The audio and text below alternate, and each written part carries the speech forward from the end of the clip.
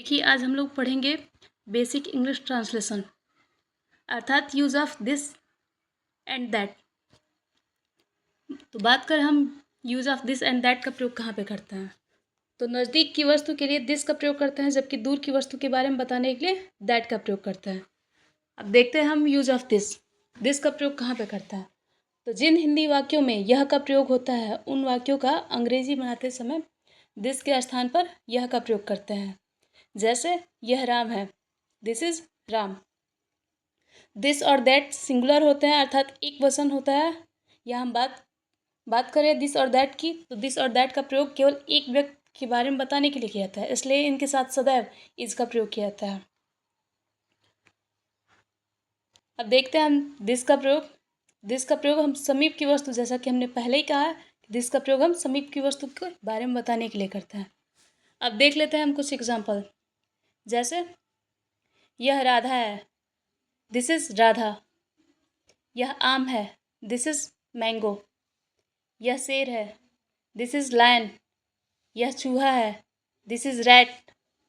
यह मोर है, this is peacock.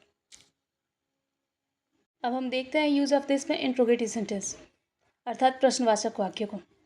तो इंट्रोगेटिव सेंटेंस या प्रश्नवाचक वाक्य किसे कहते हैं, तो बात करें इसके हम डेफिनेशन या परिभाषा की, तो कहा जाता है जिन हिंदी वाक्यों में प्रश्न पूछा जाए या क्या का प्रयोग होता है उन वाक्यों को हम इंट्रोगेटिव सेंटेंस या प्रश्नवाचक वाक्य कहते हैं। जैसे क्या यह राम है, इज दिस राम। क्या यह राधा है, इज दिस राधा। एक चीज़ इंट्रोगेटिव सेंटेंस में सबसे इम्पॉर्टेंट चीज़ होती है, वो होती है कि अगर हम इंग्लिश ट्रांसलेशन बनाते हैं तो उसके अंत में कभी भी क्वेश्चन मार्क हम नहीं छोड़ सकते। और वही बात रही हिंदी में, तो हिंदी में भी प्रश्न पूछा रहा है तो प्रश्नवाचक चिन्ह या फिर क्वेश्चन मार्क कभी नहीं छोड़ सकता। अब बात करते हैं हम निगेटिव सेंटेंस की अर्थात नकारात्मक वाक्य। निगेटिव सेंटेंस या नकारात्मक वाक्य किसे कहते हैं, तो जिन हिंदी वाक्यों में नहीं शब्द का प्रयोग होता है उन्हें हम निगेटिव सेंटेंस या नकारात्मक वाक्य कहते हैं। जैसे यह राम नहीं है, दिस इज नॉट राम। यह राधा नहीं है, दिस इज नॉट राधा। अब देखते हैं use of no and not या नो और नॉट।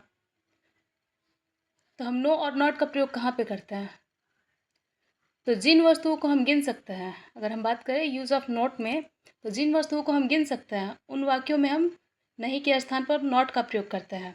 जैसे यह कलम नहीं है, अर्थात कलम को हम गिन सकते हैं तो उसमें हम नॉट का प्रयोग करेंगे। तो हो जाएगा यह कलम नहीं है, तो इसका जो इंग्लिश ट्रांसलेशन होगा वह होगा दिस इज़ नॉट पेन। यह आम नहीं है, चूँकि आम हम गिन सकते हैं इसलिए दिस इज़ नॉट मैंगो।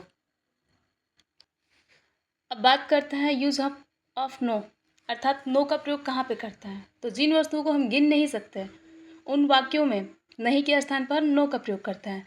जैसे यह चावल नहीं है, अर्थात चावल को हम गिन के नहीं खरीदते हैं, तो इसमें हो जाएगा दिस इज़ नो चावल। यह पानी नहीं है, पानी को हम काउंट करके नहीं गिन नहीं सकते, गिन के हम नहीं खरीद सकते, तो दिस इज़ नो वाटर। अब बात करें हम यूज़ ऑफ नो के कुछ एग्जांपल्स के, तो हो जाएगा चावल, आटा, दाल, दही, दूध, पानी, तेल, स्याही, मसाले। इन आदि वस्तुओं को हम गिन के नहीं खरीदते हैं, ठीक है। इसलिए इन सभी वाक्यों में जब भी नहीं का प्रयोग होगा तो उसमें हम नो का प्रयोग करते हैं।